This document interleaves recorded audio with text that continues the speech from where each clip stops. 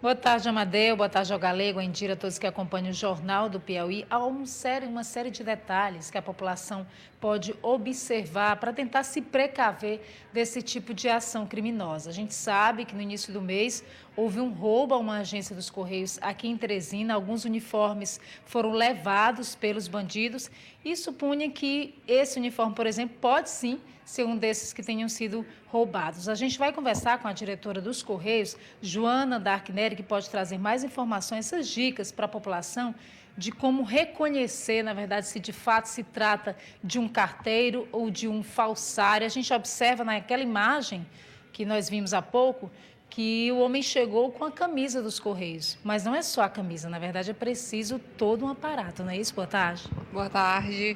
É verdade. A pessoa deve observar, em primeiro lugar, a gente viu na imagem que a pessoa não estava com o crachá funcional. E o funcionário dos Correios, que ele anda em atuação na rua, os carteiros sempre andam com o crachá funcional. A gente pode observar também que a farda não era completa e que a mochila dele não é a bolsa utilizada pelo carteiro do correio. Então a gente pede à população que observe isso. E um detalhe assim que eu entendo que seja muito importante é que o carteiro, a gente não tem uma mudança muito veloz dos carteiros. Então, que as pessoas conheçam o carteiro que vai no seu local, na sua residência, no seu comércio. Ela conhece, ela sabe os horários que ele passa, né? Então, isso é muito importante para as pessoas terem segurança. E, com certeza, o carteiro que chegar batendo na porta, é porque ele tem um objeto para entregar e ele deve perguntar para quem é o objeto antes de abrir o portão. Claro, isso vale para todo mundo. Normalmente a população está mais precavida dentro de casa. Quando chega, as pessoas já ficam mais receosas. Agora, se tratando de um local aberto como esse, que foi um restaurante, aí requer, às vezes as pessoas, na verdade, elas relaxam um pouco mais. O Amadeu tem uma pergunta do estúdio, pois não, Amadeu? Gorete, os Correios, eles funcionam, quer dizer, os carteiros trabalham também aos sábados, porque esse problema aconteceu dia de sábado.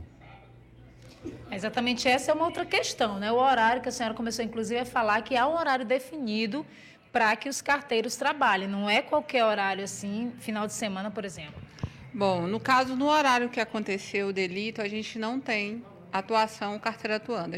Os carteiros trabalham nas residências, na entrega normal, de segunda a sexta, e aos sábados com a entrega de objetos urgentes. Em Teresina, a gente tem entrega aos sábados pela manhã.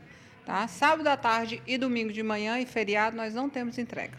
Bom, há uma desconfiança, como nós falávamos, a respeito desses uniformes que foram roubados. Mas ainda que isso não aconteça, existe um regulamento em relação ao uso dessa farda pelo funcionário? Existe todo um controle de segurança de toda a farda dos funcionários dos Correios. Inclusive, quando eles recebem uma farda nova, que ela já vem direcionada para o empregado, ao recolhimento pelo gestor dele, da farda antiga, que ela é incinerada. Isso também vale para o uso fora de trabalho. Proibido a utilização do fardamento fora do horário de trabalho, e isso a gente acompanha, né, para orientar que os empregados efetivamente cumpram. Ou seja, mesmo em um local como esse, no restaurante, seria proibido a pessoa chegar, o funcionário sair do trabalho, por exemplo, e ir para um determinado estabelecimento com a farda dos Correios. Quero agradecer, então, a Joana Darkneri pelas informações. Fica a dica aí para toda a população, seja para empresários, seja para a pessoa comum que esteja dentro da sua casa, sempre atentar para esses detalhes, sempre perguntar antes se de fato é o carteiro. E eles mencionavam também, Amadeu, normalmente a pessoa chega já com um destinatário, com o nome completo do destinatário. Então, você pode antes perguntar para quem que seria aquela respondência, procurar saber que correspondência é essa para tentar se precaver. Amadeu.